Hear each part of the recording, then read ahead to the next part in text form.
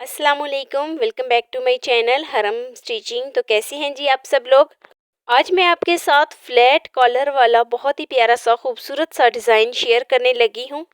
YouTube पर बहुत से वीडियो मौजूद हैं फ्लैट कॉलर के हवाले से कि किस तरीके से ये बनाया जाता है, लेकिन आज मैं आपके साथ जो मेथड जो तरीक़ेकार शेयर करूँगी वो बहुत ही आसान होगा। तो चलिए जी शुरू करते हैं अपनी आज की वीडियो। तो यहाँ पर मैंने फ्रंट और बैक दोनों पीसेस जो साइड हैं वो ले ली हैं। इसकी जो मैंने चौड़ाई रखी है वो 3 इंच रखी है और लंबाई 3.5 इंच या 4 इंच के ऊपर रखेंगे।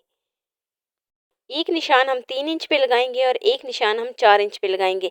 तो दूसरी साइड पे भी हम 3 इंच पे निशान लगा लेते हैं और दोनों साइडों को बराबर कर लेते हैं। मैं इसको एक क्यूब शेप दे देती हूँ, इस तरीके से जोड़ देती हूँ जितने भी मैंने निशान लगाए हैं। तो जोड़ने के बाद अब मैं इसको हल्का सा राउंड शेप दूंगी। ये मीडियम साइज़ का मैं फ्लैट कॉलर बना रही हूँ, तो दोनों लाइनों को मैं इस तरीके से जोड़ लेती हूँ। अच्छा, जो हमने राउंड शेप देनी है ना, वो हमने बिल्कुल राउंड शेप इसको नहीं देनी। बस हल्के हाथ से हम जो है ना इसकी इस तरीके से राउंड हल्की सी करेंगे, ताकि जो है ना बस फ्लैट का जो शेप होती है ना फ्लैट कॉलर की, बस वो आ जाए। इस तरीके से हम हल्के हाथ से इसको राउंड शेप देंगे। बहुत ज़्यादा हमने इसको गहराई में नहीं लेके जाना, बहुत ज़्यादा डीपली इसको जो है ना हमने नहीं करना। तो इस तरीके से मैंने निशान लगा लिए हैं। अब जितने भी मैंने निशान लगाए हैं राउंड शेप में, जो मैंने निशान लगाया है उसको मैं इस तरीके से कट कर लूँगी। अच्छा, उससे पहले देखें, जो मैंने पहले निशान लगाए थे उससे तकरीबन 1 इंच का गैप मैंने छोड़कर जो है ना दूसरा निशान लगाया है।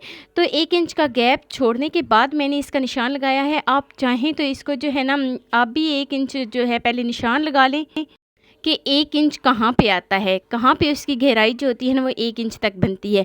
उसके बाद आप इसको राउंड शेप दे सकते हैं। तो जितना भी मैंने निशान लगाया है सारी की मैं इस तरीके से कटिंग कर लेती हूँ। और कटिंग करने के बाद देखें, पहले होता था ना कि ये जो हम कॉलर दरमियान से कटिंग करते हैं इसको संभाल के रखें, या फिर हम क्या करेंगे इसके मुताबिक हम जो है ना राउंड शेप कटिंग करेंगे फ़्लैट कॉलर की, लेकिन इसकी भी ज़रूरत नहीं है। एक ऐसा मेथड मैं आपके साथ जो तरीके शेयर करने लगी हूँ ना बहुत ही आसान है। मैं कहती हूँ इससे आसान तरीका फ़्लैट कॉलर बनाने का जो बिगनर है उनके लिए स्पेशल है। इससे आसान तरीका हो ही नहीं सकता। तो यहाँ पर मैंने पट्टी ली है जिसको मैंने बुकरम के साथ जो है ना चिपका लिया था। ये तकरीबन 13 इंच मेरे पास पट्टी थी, 13 इंच की पट्टी मैंने ली है। डबल फोल्ड करके ये 13 इंच बनी है और जो वैसे इसके 26 इंच है। पहले ही मैंने इसको जो है ना पहले मैंने सोचा कि अच्छा ठीक है कटिंग कर लेती हूँ और 2 पट्टियाँ बना लेती हूँ, लेकिन फिर मैंने एक ही पट्टी को कट कर लिया था। लंबाई में मैंने एक ही पट्टी को कट कर लिया था और इसी से फिर मैं दरमियान से कट कर लूँगी। और चौड़ाई अगर मैं इसको खोलूँ ना ओपन करूँ तो 2 इंच बन रही है। अच्छा, यहाँ पर जो चौड़ाई है ना वो मैंने इसको डबल फोल्ड किया है, डबल फोल्ड पे ये 1 इंच ही बन रही है। तो ज़्यादातर ये वाली जो पैप में होता है ना फ्लैट कॉलर, जहाँ से हम पाइपिंग निकालते हैं, वो जो है ना तकरीबन उसकी जो चौड़ाई है वो मुझे इतनी ही पसंद लगती है। आप अपनी चॉइस के मुताबिक इसको छोटा या बड़ा कर सकते हैं। तो इस तरीके से अब यहाँ पर मैं ग्लू लगाऊंगी। ग्लू लगाने के बाद जो है ना मैं इसके ऊपर तकरीबन देखिए ये 1 इंच अगर हमारे पास पट्टी बन रही है ना तो हाफ़ इंच पे हम ग्लू लगाएंगे। हाफ़ इंच पे हम ग्लू लगाने के बाद पहले हम निशान लगा लेते हैं हाफ़ इंच पे। ये लाजमी आपने लगाना, इससे बहुत ही नफासत आती है। जब भी हम कोई भी फ्लैट कॉलर या कोई भी जो है ना पट्टी की जब हम कटिंग करते हैं तो सबसे पहला जो पॉइंट होता है ना प्रेस करना और निशान लगाना, ये दोनों बहुत ही अहम पॉइंट है। इसी से नफासत आती है और यही 2 चीज़ें होती हैं जिससे हमारे काम करने का हमें जो है ना पता चलता है कि काम में कितनी नफासत आई है, कितनी सफाई के साथ काम हुआ है। तो इस तरीके से मैंने हाफ़ इंच पे निशान लगाए थे। अब मैं एक लाइन ड्रॉ करूँगी। जितने मैंने निशान लगाए हैं उतनी निशान के ऊपर जो है ना मैं एक लाइन ड्रॉ कर देती हूँ। तो सारी जो है मैं लाइन ड्रॉ कर लेती हूँ और अब जो है ना जो मैंने लाइन ड्रॉ की है उसके ऊपर मैं लेस लगाऊंगी। आप चाहें तो किसी भी ब्रांड की किसी भी डिज़ाइन की आप लेस लगा सकते हैं। मैंने जो मेरे पास फैब्रिक था उसी के डिज़ाइन की मैंने इसके ऊपर लेस लगाई है।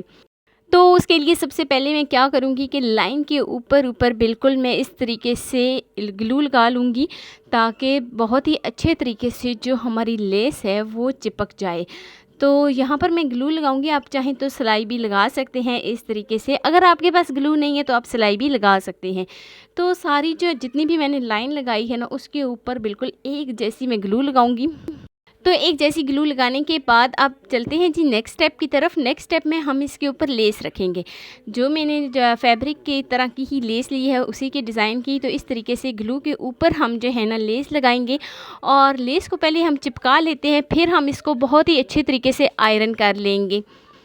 तो देखिए यहाँ पर मैंने लेस को चिपका लिया है। अब मैं इसको आयरन कर लेती हूँ। आयरन करने से लेस बहुत ही अच्छे तरीके से चिपक जाएगी, इसमें जो है ना बहुत ज़्यादा सफाई आएगी, इसीलिए मैं इसको चिपका लेती हूँ। तो सारी लेस को चिपकाने के बाद अब मैं इसको आयरन करती हूँ। आयरन करने से ये और ज़्यादा जो है ना चिपक जाएगी। फिर हम क्या करेंगे कि इस पट्टी को कट कर लेंगे।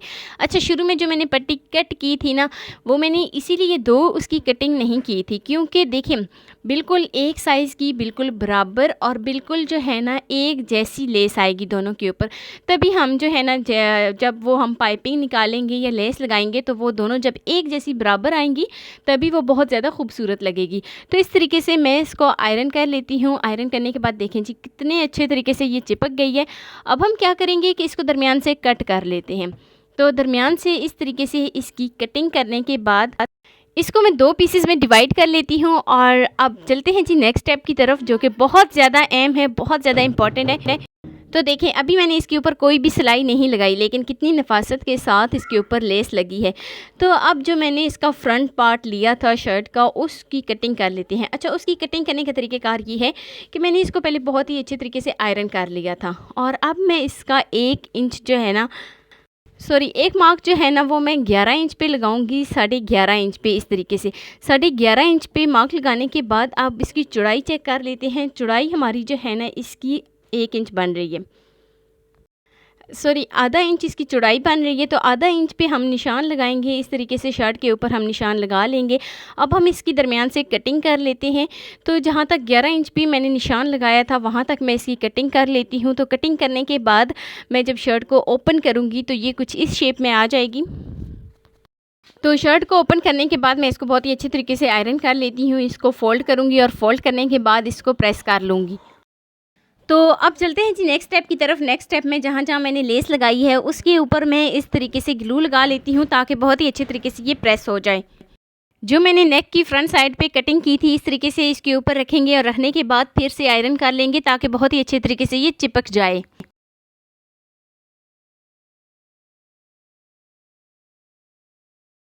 तो यहाँ पर मैंने बहुत ही अच्छे तरीके से इसको आयरन कर लिया है ताकि बहुत ही अच्छे तरीके से ये चिपक जाए।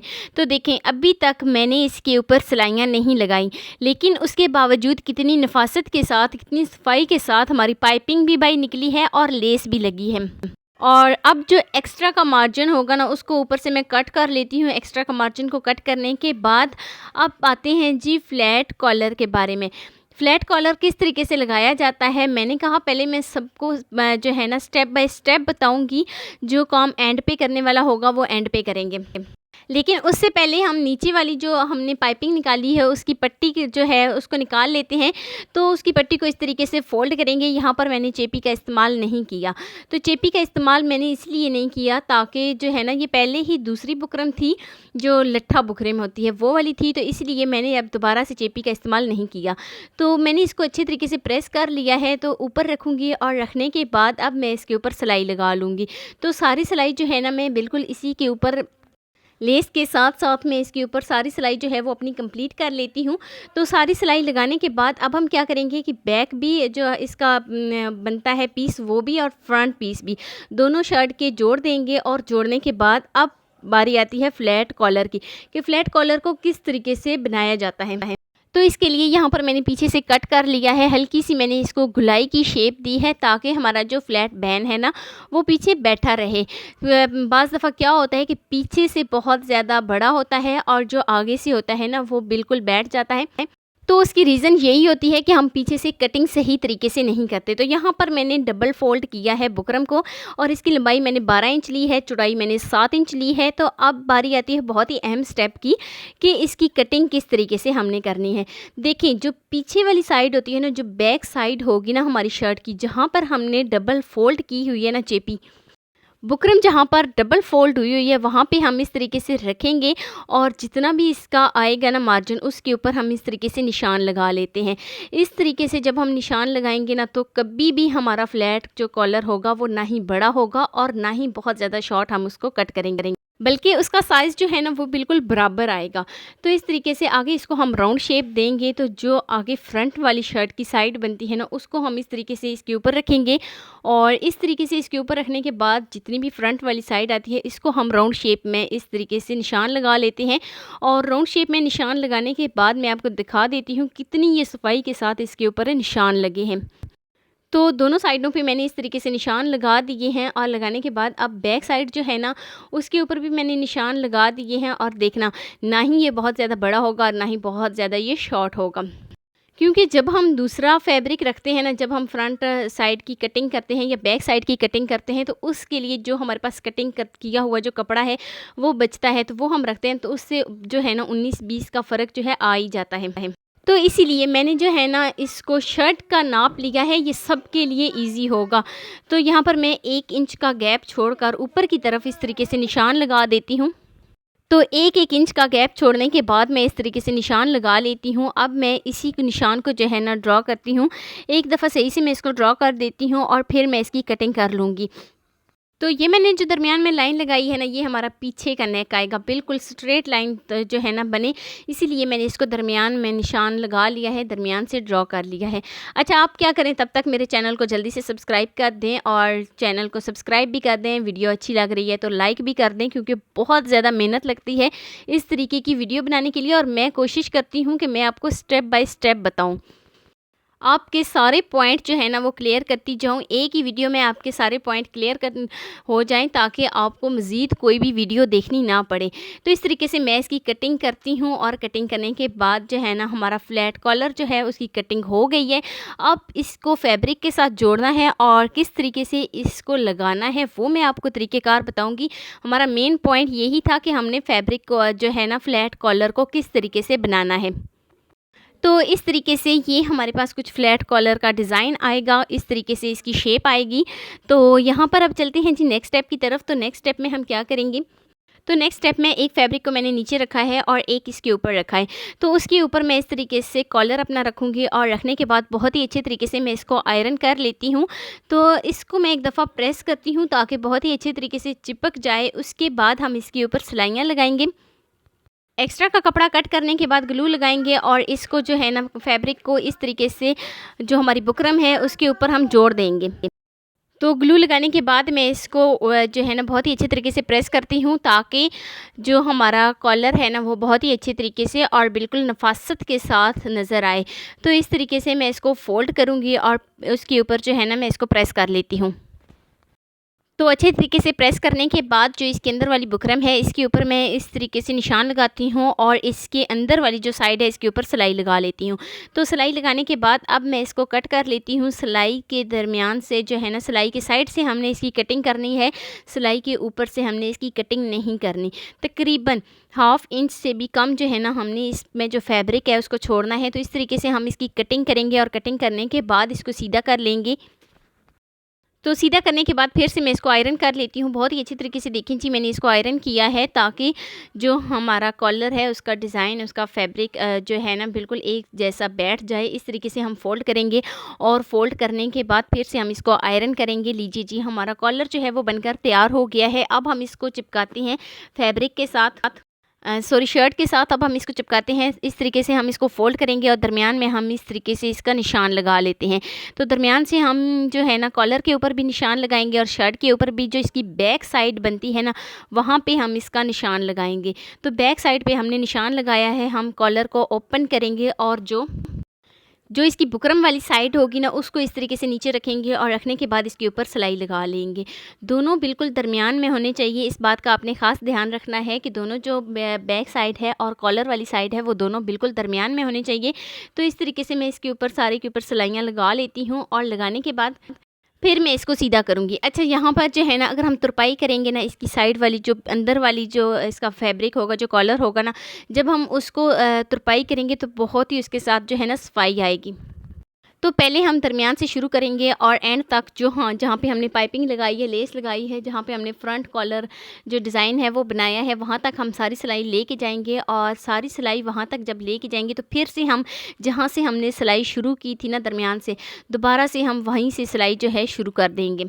اور پھر سے ہم جو ہے نا اس کو دوسرے جو ہم نے جو اس کی پٹی بنتی ہے نا وہاں تک، فرنٹ والی جو سائڈ بنتی ہے نا وہاں تک ہم لے کے جائیں گے. تو اس طریقے سے ہماری ساری کالر کے اوپر ساری سلائی جو ہے وہ کمپلیٹ ہو گئی ہے. ساری سلائی کمپلیٹ ہو جانے کے بعد جو ایکسٹرا فیبرک ہوگا اس کو میں اس طریقے سے اندر کی جانب فولڈ کروں گی، اور فولڈ کرنے کے بعد جو نیچے والا فیبرک جو ہمارے کالر والا نیچے والی جو سائڈ بنتی ہے اس کے اوپر ہم ترپائی لگا لیں گے.